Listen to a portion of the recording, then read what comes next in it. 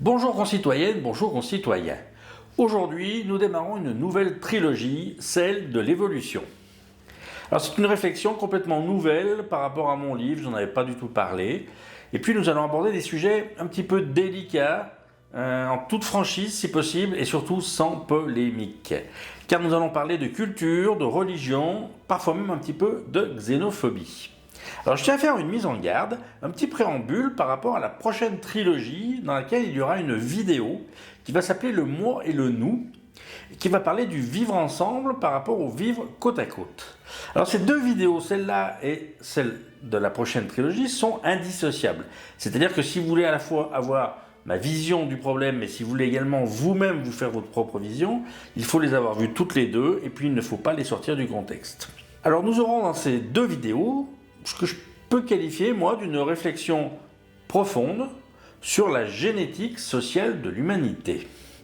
Pour cela, on va déjà rendre hommage à deux écrivains, et à plus s'il le fallait, mais moi je pense notamment à Bernard Werber, alors très connu pour ses fameuses trilogies, dont celle des fourmis, mais moi je pense plutôt à un autre bouquin qui s'appelle La Voix de la Terre, que je vous recommande. Moi j'ai commencé à le lire, j'ai jamais pu m'arrêter, donc j'ai dû le finir d'un trait. Sans oublier bien sûr, j'en ai déjà parlé, Yuval Noah Harari avec Sapiens, et donc nous allons dans cet esprit revisiter nos petits bobos politiques de tous les jours, mais à une échelle cette fois de l'Australopithèque, c'est-à-dire notre ancêtre qui date quand même de 2,8 millions d'années, mais également à l'échelle de Néandertal, beaucoup plus récent lui, puisqu'il n'a que 400 000 ans. Alors certains peuvent penser que l'éducation et la culture ont suscité une espèce d'annihilation de la génétique. Moi je dis non. Faites-nous peur, la génétique revient au galop. La preuve ? Bien, il suffit d'analyser les comportements humains pendant les guerres, pendant les famines et puis évidemment pendant la crise du coronavirus. Alors un autre élément fondamental aussi de notre génétique, c'est que nous avons toujours été habitués à vivre en tribu. Et la taille des tribus est un élément essentiel de notre mode de vie. Alors c'est vrai que les tribus elles sont un petit peu mises à mal actuellement au XXIe siècle. Comment on pourrait dire ? Les tribus familiales c'est compliqué. Les tribus professionnelles, elles ont tendance à se déshumaniser. Alors il y a bien la tribu des voisins. Ouais, on est obligé de faire une fête une fois par an pour s'en rappeler. Alors il y a encore des tribus communales dans les campagnes. D'accord, mais en ville c'est fini, les tribus de quartier ça n'existe plus vraiment. Les tribus politiques, elles sont pas trop fiables. En fait, il reste les tribus religieuses et culturelles. Et c'est pas étonnant qu'aujourd'hui ça soit devenu une valeur refuge. Alors n'oublions pas que ce qui distingue l'homme de l'animal, c'est cette capacité à collaborer en grand nombre et à croire en des ordres imaginaires. Et donc, nous avons organisé nos modes de vie depuis des siècles et des siècles sur cette collaboration et sur ces ordres imaginaires.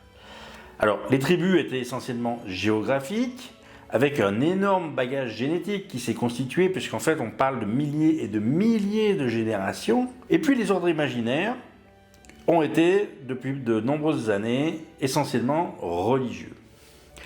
Le problème c'est que nous atteignons peut-être une limite aujourd'hui, qui est la taille de ces tribus. Depuis 2,8 millions d'années, les tribus n'ont jamais dépassé quasiment 100 personnes.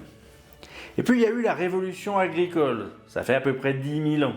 C'est pas vieux, où là on a eu des tribus de plus ou moins 1000 personnes avec la sédentarisation de l'homme. Au Moyen-Âge, il y avait 20 millions d'habitants en France. Aujourd'hui, il y en a 446 millions en Europe, il y en a 325 millions aux États-Unis et la Chine en compte plus d'1,4 milliard. Et notre génétique, ça va trop vite pour elle, elle ne peut plus s'adapter à ces nouvelles tribus. C'est donc de plus en plus compliqué de s'identifier dans ces tribus-là, d'où, à mon humble avis, ce fameux repli identitaire. Bon, un petit passage difficile à ne surtout pas sortir du contexte. Quel est mon comportement par rapport au racisme et à la xénophobie ? Je dois avouer que j'ai un petit peu changé au fil des années. Ça peut arriver à tout le monde. Quand j'étais jeune, j'étais plutôt... Je suis pas raciste, mais on fait avec. Voilà. je côtoie des amis, des relations professionnelles. À un moment donné, vous êtes jeune, quelque part vous dites bon, allez, c'est pas grave, voilà. Donc vous avez un petit peu cette nonchalance, certes sûrement condamnable, hein, je ne dis pas le contraire, mais en tout cas, c'était un petit peu mon fonctionnement. Et puis, arrivé à la quarantaine, j'ai dit stop. Je ne supportais plus, je ne voulais plus pratiquement fréquenter des personnes qui étaient, à mon sens, un peu trop racistes ou xénophobes. Et puis, dans une troisième étape, je me suis mis à dire et à penser que le plus important, c'était peut-être de comprendre et d'analyser les comportements humains sur ces sujets-là, qui sont des sujets encore très très touchy en France, mais un peu partout dans le monde. Le repli identitaire, non, ce n'est pas un marqueur absolu de la connerie, comme pensent quasiment tous les bobos de gauche. Pour autant, le repli identitaire n'excuse pas non plus ni la haine, ni la xénophobie, qui sont des valeurs qui ne sont pas souhaitables dans nos sociétés modernes. Mais le repli identitaire, pour moi, c'est d'abord et avant tout une peur génétique en situation de fragilité. C'est quelque chose qui nous arrive du fond de nos tripes. Et donc ce repli identitaire, plutôt que de le combattre de manière un petit peu stérile d'ailleurs, moi je suis pour en débattre. Et je suis désolé, mais je préfère le forum romain plutôt que le tabou. Alors vous allez me dire, oui, mais Alain Bibi, ça y est, il est sorti de ses gonds, attendez, on peut en parler, du racisme, on peut en débattre, c'est pas le sujet. Non, je ne suis pas d'accord, ce n'est pas vrai. Tu as déjà essayé d'aborder dans une conversation la théorie du grand remplacement. Je peux vous dire que vous êtes immédiatement catalogué et houspillé comme un putain de facho. Pourtant, Néandertal, maintenant nous avons des preuves d'une disparition pacifique, et je pense que Néandertal est tout simplement une des premières victimes de la théorie du grand remplacement. L'homme blanc occidental, et peut-être un peu la femme aussi, est effrayé à l'idée du grand remplacement. Le problème, il ne peut en parler à personne. Alors, il vote. Front National, Tea Party, Viktor Orban. Homo sapiens a peut-être, sûrement, atteint la limite de la taille de ses tribus. La tribu mondiale dans laquelle nous allons ne respecte plus les critères de l'ordre imaginaire. Alors vous allez me dire, oui, mais il existe déjà des grandes tribus, la Chine, l'Inde, la Russie.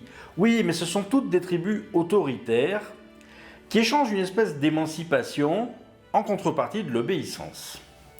Alors dans les oligocraties occidentales, nous assistons aujourd'hui à une baisse relative des libertés, à une baisse relative de notre confort, même si en valeur absolue il continue d'augmenter, mais par rapport aux 30 glorieuses, on peut peut-être penser à une baisse relative, surtout qu'on a une augmentation majeure du stress, on se préoccupe plus de notre santé, de notre sécurité. Tout ça nous amène à des grandes questions qui vont nous interroger pendant le XXIe siècle. Et moi je pense qu'au XXIe siècle, nous sommes rentrés dans une guerre sans merci. Cette guerre, elle commence même à être exacerbée par la crise du coronavirus entre les États et les grandes entreprises mondialisées.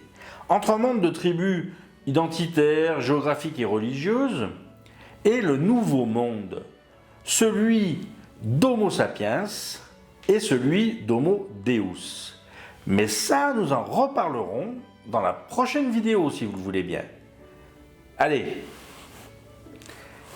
à la santé de Néandertal. On t'a bien niqué quand même, mon pote.